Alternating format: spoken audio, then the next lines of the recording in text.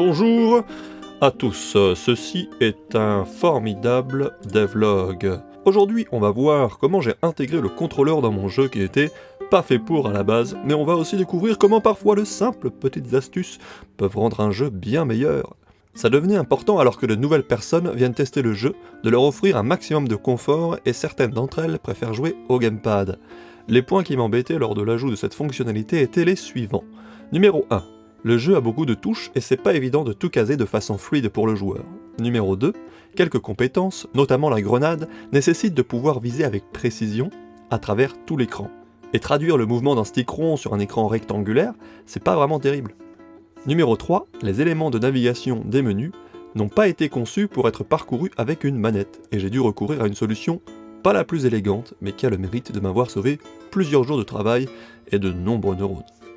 Tout d'abord, il a fallu coder la reconnaissance des boutons, des sticks et des gâchettes. C'était un peu plus compliqué que prévu car intégrer ce nouveau code a révélé une faille dans le reste de mon moteur que j'ai dû réparer, et c'était pas une mince affaire. Mais finalement, la partie mathématique, pour traduire les mouvements des joysticks en mouvements à l'écran, était plutôt simple.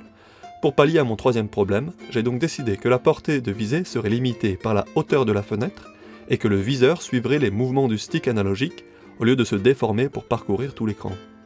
Ça fait qu'on ne peut plus lancer la grenade aussi loin en jouant avec le contrôleur, mais c'est le meilleur compromis que j'ai trouvé. Pour naviguer dans les menus, j'ai d'abord pensé à la solution la plus évidente pour tout le monde. Le stick gauche ou la croix directionnelle permettrait de faire un choix sélectif de l'élément à cliquer. J'ai commencé à l'implémenter, puis c'était trop compliqué, alors même si ça me plaisait pas trop, je suis parti sur une solution beaucoup plus simple. Utiliser le stick analogique comme une souris. Donc j'avais plus qu'à déplacer le curseur en fonction de la position du joystick et à considérer un bouton de la manette juste comme un clic de souris. Mais ça posait un autre problème, comment faire pour les menus d'inventaire que l'on parcourt pendant que l'on est en jeu? Bah oui, parce que le curseur ne se comporte pas de la même manière dans le menu principal et lorsque l'on est au milieu d'une partie. Donc j'ai décidé que le curseur se mettrait en mode souris dès lors que le jeu est en pause, et j'ai rajouté une pause à condition que le gamepad soit connecté lorsque l'on ouvre un inventaire. À ce moment j'avais presque tout résolu, mais il me manquait toujours un point crucial, j'avais mappé toutes les touches du jeu à la manette, et je n'avais plus de place pour la fonction sélectionner des projectiles. Et les seules touches encore accessibles auraient forcé le joueur à s'arrêter de courir ou de tirer, et cela revient à le forcer à prendre des dégâts ou à mourir juste pour utiliser une fonctionnalité essentielle du gameplay. Et puis j'ai repensé au système de Doom pour changer d'arme, donc j'ai fait ça. Un bouton unique qu'il faut laisser enfoncer, ça génère une pause et change l'utilité des gâchettes afin de parcourir les projectiles disponibles. C'est très fluide et intuitif. Il manque juste un petit indicateur visuel durant la pause avec une animation de gâchette pour rappeler au joueur ce qu'il peut faire. Un bouton comme celui-ci que j'ai dessiné pour remplacer l'icône de barre espace dans les dialogues et le menu Game Over. Pour finir, et même si je suis satisfait du mapping des touches que j'ai choisies, je laisse quand même la possibilité aux joueurs de les changer à leur guise avec un petit menu prévu à cet effet. J'en profite pour vous rappeler que si vous voulez tester le jeu, l'alpha fermée est disponible pour tous les membres du Discord, alors n'attendez plus et rejoignez-nous. Passons maintenant aux améliorations de gameplay. Breakthrough, vous l'avez remarqué, est un roguelike. Quand on meurt, on recommence tout à zéro. Mais comme c'est un jeu très difficile, il a fallu créer un système de progression pour laisser les nouveaux joueurs le temps de prendre en main le jeu.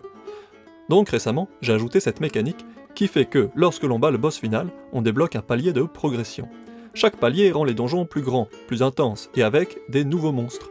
Mais le problème de ce système, c'est que le joueur novice qui coince au premier palier affronte toujours les mêmes monstres et se retrouve vite à tourner en rond s'il a des difficultés à progresser. Et ça risque fort d'arriver puisque la difficulté est au cœur du gameplay. En plus du système de récompense aléatoire dont j'ai parlé dans le premier devlog, j'ai aussi changé la manière dont les monstres apparaissent dans les donjons. Alors qu'avant, le pool de monstres était toujours le même pour un niveau de progression donné, il est désormais créé aléatoirement selon des règles que nous allons voir. À chaque niveau de progression, la quantité de monstres différents que l'on peut rencontrer est fixe. Cependant, les monstres du pool sont désormais sélectionnés au hasard parmi tous les monstres disponibles dans le biome du donjon. Les monstres les plus forts ayant une probabilité d'intégrer le pool plus faible, il en découle donc une difficulté en moyenne amoindrie au niveau de progression les plus bas. Et lorsque l'on atteint la progression maximale, tous les monstres sont intégrés dans le pool. Ainsi, en plus d'apporter de la fraîcheur au gameplay, cela donne plus l'occasion aux joueurs novices d'avoir une chance de vaincre le donjon parcouru. C'est pas grand chose, mais ça rend tout de suite plus excitant l'idée de se lancer dans une run, puisque maintenant, en plus d'avoir la surprise des quantités de récompenses, il y a aussi celle des monstres que l'on va affronter. Et bon bah voilà, on est arrivé à la fin de cette vidéo, c'est triste, mais c'est comme ça, on se revoit bientôt, la semaine prochaine sans doute, pour de nouvelles aventures, allez salut.